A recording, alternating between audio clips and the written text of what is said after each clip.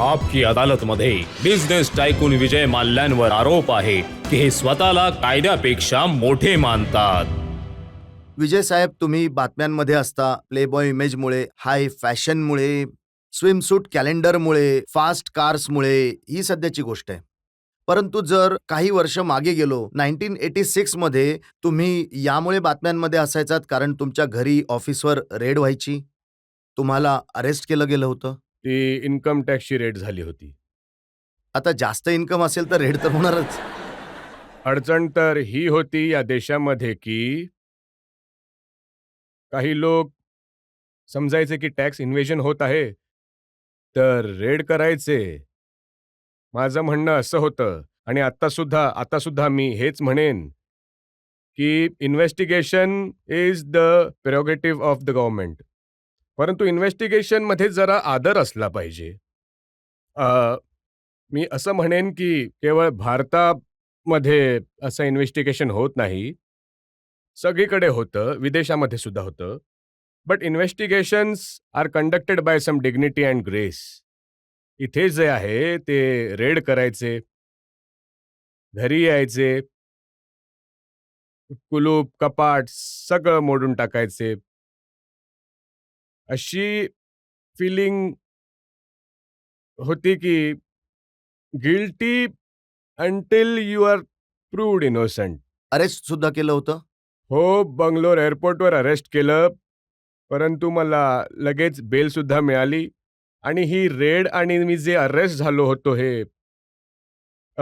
शॉ वॉलेसमुळे झालं होतो.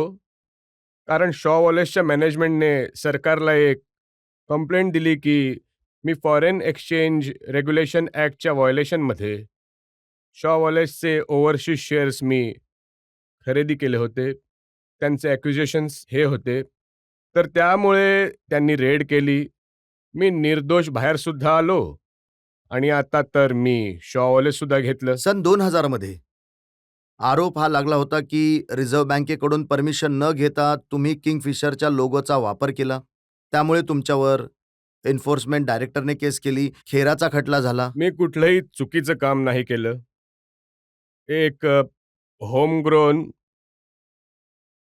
Super brand Kingfisher जे आहे, त्याला विदेशामध्ये पोहोचवणं माझं काम होतं, अजूनसुद्धा आहे. It should be a matter of pride that something from India has become so popular globally. आता हे सन 2005 मध्ये लोक म्हणत आहेत की इंडियन मल्टीनॅशनल असलं पाहिजे.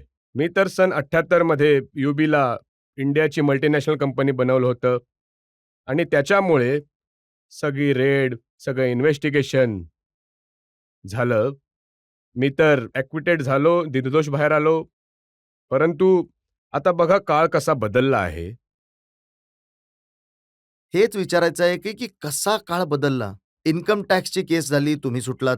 एन्फोर्समेंटची केस लागली, तुम्ही सुटलात. शॉ वॉलेसचे आरोप लागले, तुम्ही ती कंपनी विकत घेतली. तुम्ही हे सगळं मॅनिप्युलेट केलं असेल.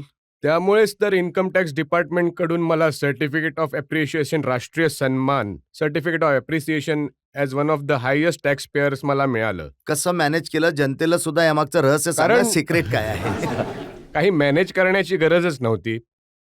जेव्हा when somebody is innocent, he cannot be forcibly made guilty. I don't do any wrong things. I don't have any need to do wrong things. विजय साहेब, असे मी तर बरेचसे आपला टॅक्स योग्य प्रकारे भरतो.